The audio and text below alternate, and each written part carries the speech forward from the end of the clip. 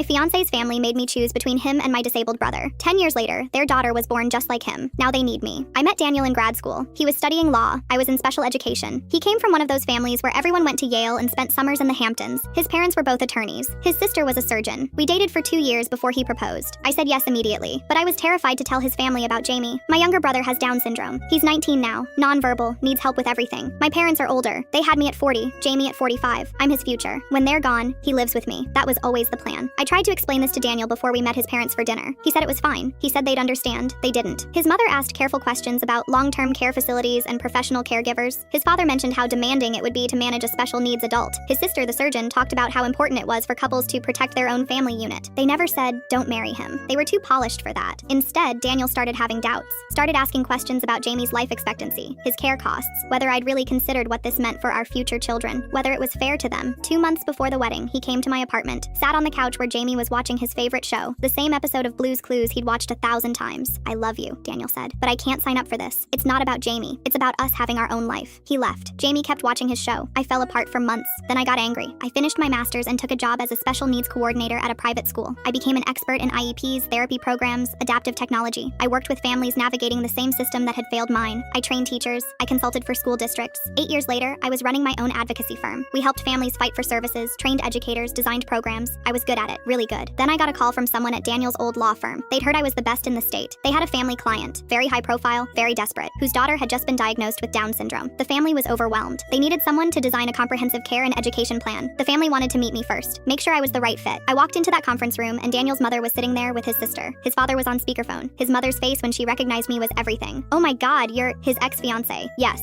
I sat down and opened my laptop. I understand your granddaughter is 2 years old and you're looking for early intervention services. She started crying right there, apologizing, saying she'd been wrong, that she'd told Daniel he was making a mistake, that she didn't understand back then, that now with her granddaughter she realized, I need you to stop. I said, I'm here professionally. Your family needs help. I'm very good at what I do, but I need to know if you can work with me. His father's voice came through the speaker. We were wrong about you, about Jamie. We didn't understand. You understood fine, I interrupted. You just thought I wasn't worth the inconvenience. His sister, the surgeon, spoke up. Can you help our niece or not? I smiled. Of course I can. I've built my entire career helping children exactly like her. I'm probably the only person in this state who can get her the support she needs. I paused. The question is whether you're ready to trust someone you decided wasn't good enough for your family. I took the case. I designed an incredible program for their granddaughter. I made sure she got the best therapists, the best school placement, the best adaptive equipment, and every single invoice I sent had my name at the top. Every meeting where they thanked me, I smiled and thought about Jamie watching Blue's Clues on that couch. I helped their daughter because she deserves it, but I make damn sure they remember who they threw away.